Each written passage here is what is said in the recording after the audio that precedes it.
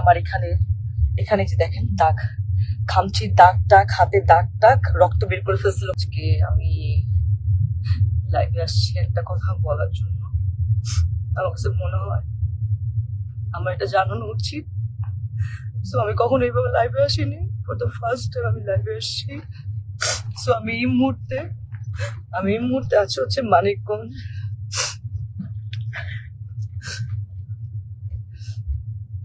আমি এই মুহূর্তে আছি মানিকগঞ্জ ডিরেক্টর রাফাত মজুমদার রিঙ্কু ভাইয়ের একটা কাজে আসছি ফিকশনে।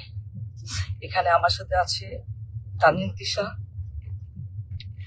জামান, সেলিম ভাইয়া, মোমেন আন্টি এবং অ্যাক্টর মিরাপি। তো আমি জানি না আসলে গতকালকে আমার প্রথম সিন এবং গতকালকে আমি মানিকগঞ্জ আসি। এসে আমি তানজিন তিশা আপুর জন্য আমি খুব সুন্দর ঢাকা থেকে গিফট নিয়ে আসছিলাম, যে আমি তানজিন তিশা আপুকে গিফটগুলো দিব।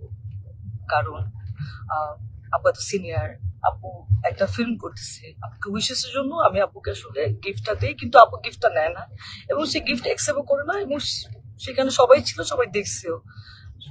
তো আমি কিছু বলি না যে উনি হয়তো গিফট নেয় নাই, ঠিক আছে মেনে নিচ্ছি।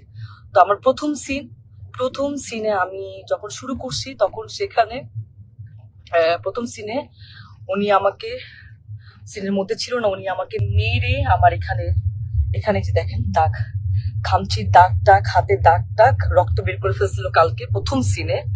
এবং সেইটা যখন মনিটরে এসে আমি যখন দাঁড়াইছিলাম তখন রিঙ্কু ভাইয়া এবং সেলিম ভাইয়া দুজনই বলতেছিল যে তিশার কি হয়েছে, তোমার সাথে কি কোনো ঝামেলা আছে আগে, ও তোমাকে এভাবে মারলো কেন বা কি আসে বিষয়। আমি তখন আসলে এক পর্যায়ে আসলে আমি বলেই দিছিলাম যে হ্যাঁ, এর আগে আমি যখন আসলে নাটকে মুশফিকুর ফারহানের সাথে কাজ করতাম অ্যাজ এ কো আর্টিস্ট হিসেবে, তখন তিশা আপু আমাকে এরকম ফোন দিয়ে থ্রেট দিছিল যে হ্যাঁ ফারহানের সাথে কাজ করতে পারবা না।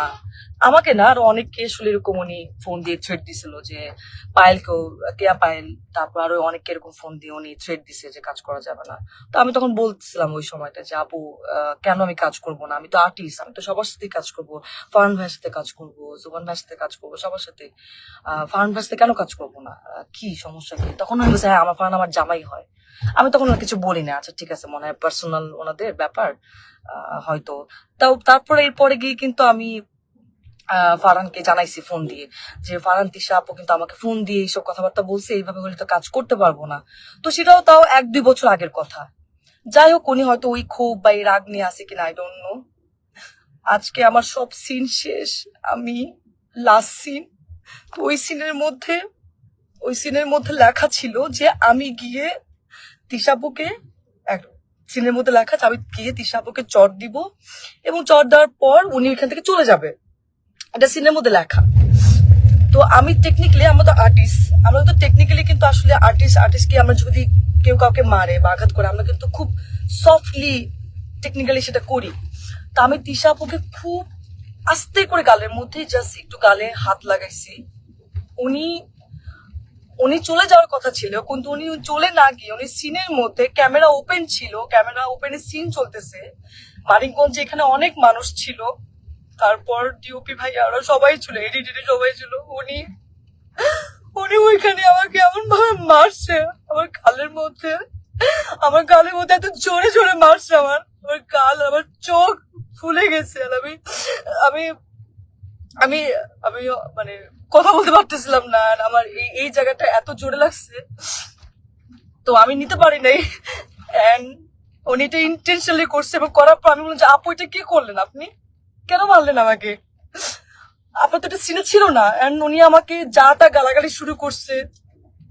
উনি জানি না আসলে উনি কিছু খাইছে কিনা, কারণ উনি গতকালকেও খুব উইয়ার্ড আচরণ করছে। গতকালকে উনি এরকম 40 মিনিট 50 মিনিট এরকম বাথরুমের মধ্যে আটকা থাকতো, কি খায় না খায় আমরা জানি না, ওনার গায়ে থেকে গন্ধ আসে, এন্ড কেমন যেন পাগলের মতো অ্যাটিটিউড করতেছে। এখন উনি কি নেশা করছে কি নেশা করে না সেটাও আমি জানি না, কিন্তু কেমন যেন পাগলামির মতো আচরণ করছে, এন্ড এটা সবাই দেখতেছে। তো উনি আমাকে চড় মারার পর আমি বললাম যে আপু আপনি এটা কি করলেন, আপনি কেন মারলেন আমাকে এভাবে, সবাই তো দেখছে। তো উনি আমাকে বলে, আমি পরে ওনাকে বললাম যে আমি কিন্তু অ্যাক্টর সিকিউরিটিকে জানাবো আপু, আপনি যে আমার সাথে এটা করলেন এটা আপনি ঠিক করেন নাই, আপনি আমাকে এভাবে মারতে পারেন না। তো উনি আমাকে বলে যে ও আচ্ছা অ্যাক্টর সিকিউরিটিকে জানাবা, ও ভাইরাল হবা, একটু ভাইরাল হতে চাও। আমি ওনার কথা শুনে অবাক হলাম যে একজন সিনিয়র আর্টিস্ট কিভাবে এই কথাগুলা বলে। অ্যান্ড উনি এত বছর ধরে কাজ করছে ইন্ডাস্ট্রিতে, উনি আরো আমাকে গাইড করবে, উনি আমাকে আরো হচ্ছে হেল্প করবে, কিন্তু উনি যদি উল্টা আমাকে এইভাবে নেগলেক্ট করে কথা বলে, তাহলে আমি আমি আমি আর্টিস্ট হয়ে আমি কিভাবে ওনার সাথে কাজ করব, কিভাবে করব বলেন। এন্ড ওইখানে সবাই আমাকে মানাতে আসছে, আমি সবাই দেখতেছে যে উনি আমার সাথে কারো ব্যবহার করতেছে, আপনারা আমাকে কি মানাবেন। তো আর্টিস্ট হয়ে তো আর্টিস্টের কাছ থেকে এটা তো আমরা একসেপ্ট করতে পারি না। আমাকে এমন ভাবে মারছে, আমার আমার এক পাশে কারের তুলো কোথায় পড়ে গেছে, আমার কোনো কিছু খেয়াল নাই। তো আমি এখন ঢাকায় চলে আসতেছি, আমি একটু সিকিউরিটিকে জানাবো যে একজন একজন সিনিয়র আর্টিস্ট হয়ে এইভাবে যদি আর্টিস্টকে স্ক্রিনের মধ্যে শুটে যদি এভাবে মারে এবং যাচ্ছে তাচ্ছে ভাবে খারাপ ব্যবহার করে, তাহলে তো সেটা মেনে নেওয়া যায় না, এইভাবে তো কাজ করা যায় না। আমি তো এর আগেও মেহজাবিন আপুর সাথে কাজ করছি, কাজলে দিন রাত্রি, সেখানে বিকি ভাইয়ের কাজ করছি। কই মেহজাবিন আপু তো আমাকে এত সুন্দর করে কিভাবে কাজ করতে হবে আমাকে সাজেশন দিছে, আমাকে এত সুন্দর করে ট্রিট করছে। তোমার কাছ থেকে আমি শিখছি, আমি তো ভাবছি আমি তিশাপুর কাছ থেকে শিখবো, কিন্তু তিশাপু আজকে যেটা করলো এটা এটা এটা তো আমার সাথে অন্যায় হয়েছে, এটা তো ঠিক হলো না, এটা তো একদমই ঠিক হলো। আমি তো কাজ করতে গেছি, আমি তো আসলে এটা তো আমি আশা করি নাই। তো যাই হোক, এখন সেলিম ভাইয়া ওনারা সবাই এখানে ছিলেন, সেলিম ভাইয়া ওনারা সবাই দেখছে, এখন ওনারা জানে ওনারা কি ডিসিশন নিবে। কিন্তু আমি ঢাকায় যাচ্ছি, আমি একটু সিকিউরিটিকে জানাবো যে ওনারা আসলে কি ব্যবস্থা নিবে। এবং আজকে যদি এরকম একজন আর্টিস্ট সাথে কাজ করে, মানে আমার যদি এই অবস্থা হয়, তাহলে যারা কাজ করছে প্রিভিয়াস বা তারাই বা কি ফেস করছে। তো আমি তো সবসময় আশা করি যে আমি যারা সিনিয়র, যারা মেহজাবিন আপু বা যাদের সাথে কাজ করব, কখনো সামনে যখন কাজ করব, তাদের কাছ থেকে আমি শিখবো। কিন্তু তানজিন তিশা আজকে উনি যেটা করলো আমার সাথে, আমি এত নাইসলি ওনাকে গিফট দেওয়ার চেষ্টা করলাম, সেটাও তো নিল না, উল্টা আমাকে মারলো শুটিং সেটে। এটা কি ঠিক করলো? আপনি তো সিনেমা করছেন না, তানজিন তিশা তো সিনেমা করছে, তো একজন সিনেমা আর্টিস্ট, তার তো মনটা অনেক বড় হওয়ার কথা ছিল, সে তো আর আমাদেরকে শিখাবে, গাইড করবে, কিন্তু সে সবার সামনে আমাকে এভাবে মারলো।